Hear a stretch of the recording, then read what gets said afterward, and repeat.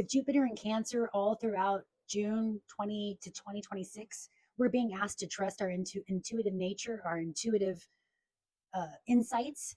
So, for those of you who are really learning to step into your emotional body, into trusting what you sense, your sensory perception, then there are some techniques and some ways that you can navigate going through this dimensional realm, learning to trust your intuition.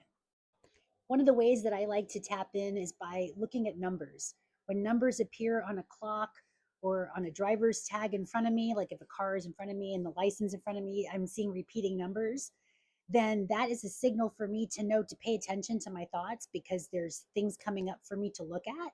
And the numbers, the sequence of numbers, especially if you see 222, 333, 444, those are divine codes. Those are frequencies. So if you want to look up what these numbers mean, there's great numerology books out there that can decipher and tell you step by step. And but I notice that when the numbers present themselves, that means to pay attention and to listen because something in my consciousness is catching my attention.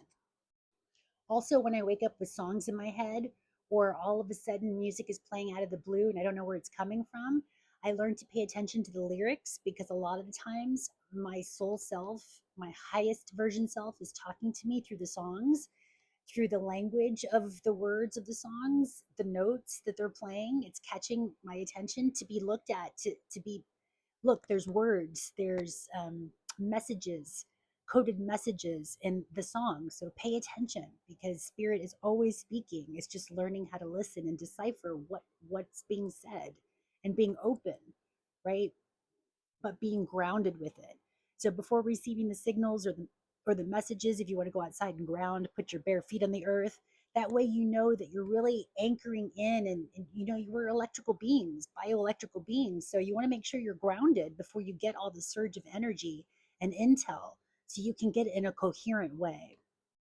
We're going to have lots of opportunity to practice our intuition. Sometimes, I like to work with oracle cards or divination cards, and I'll either just flip to a page or maybe I'll just see a number in my mind's eye, like 91, and I'll just flip to page 91. Or I'll just open the book and just, scan the pages and see what word pops out or what phrase wants to be looked at, right? So there's lots of different ways to connect to your intuition.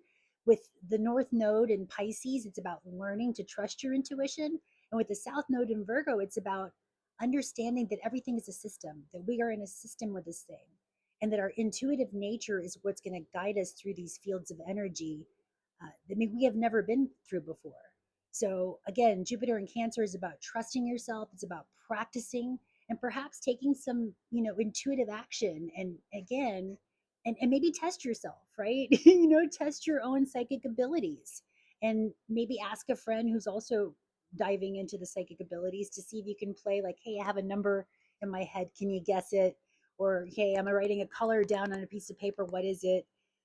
Just have fun with it because the more that you can be relaxed and stay in that spirit of curiosity, which is very much Aries, which we have Saturn and Neptune right now conjunct in Aries, which we've never seen before as a culture and a society.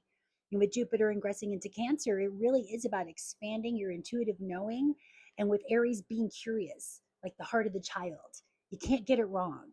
You just get better and better with practice. I hope this helps. Love you, fam.